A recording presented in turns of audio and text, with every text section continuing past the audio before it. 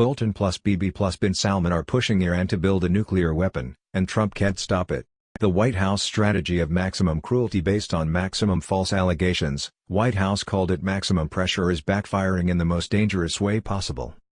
Iran was transporting outside the enriched uranium and heavy water to comply with JCPOA limits. New sanction does not allow any outside shifting and basically forced Iran to exceed the limits.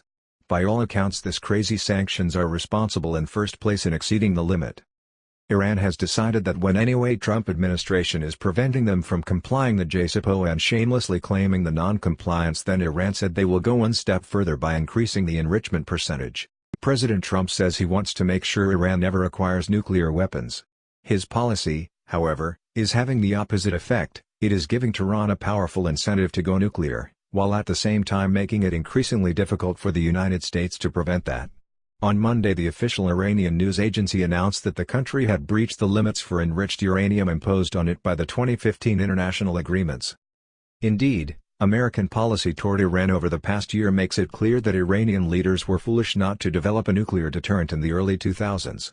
Let us learn from proven facts. After 1979 revolutions, Iranians diverted defense funds to welfare of poors, while last 40 years to until today Saudi Arabia is topmost spender on per GDP defense spending, while Iran does not figure on the list. After the 1979 revolution, new Iranian authorities decided to minimize the armed forces, and argument was, if we do not fight with others, then why the others will fight with us?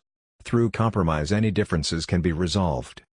Instead of spending money on weapons and army, Iranians started to spend it on welfare of poors, such as free electricity, free water, subsidized gasoline, free food baskets and free education to fight poverty. Therefore all the weapons contracts, such as huge orders of 2,275 Chieftain tanks from Britain, USA fighter jets, missiles and other weapons, were cancelled. Army generals were put on trial for murdering 40,000 pro-democracy Iranians, mostly students, and most of the generals were executed. Then shocking surprise invasion of Iraqi dictator Saddam occurred. Initial reports in Western media was that in 72 hours Iraqis will reach Tehran was proved wrong, but Iraqis were able to conquer large parts of Iran and inflict heavy damage. Newly built world largest Abadan oil refinery was 95% destroyed. Saddam flattened Iranian cities and towns with heavy bombardment. Iran did not target Iraqi civilian areas in retaliation. Iran requested UN to condemn Iraqi aggression, but US said we do not know who is the aggressor. Then Iran requested to constitute a committee to find who is the aggressor. That was also vetoed by the US. Saddam used Saudi-funded chemical weapons on large scale and killed 100,000 persons in 8-year war. Iran did not use chemical weapons, instead complained to UN, but nobody listened. Iran sent by passenger planes the victims to various hospitals in Europe, saying number victims are much more than its hospital capacity. It proves that Iraqi use of chemical weapons. Saddam also used chemical weapons on Iraqis, such as in Halabja town, and fake news media tries to twist that both sides are using chemical weapons.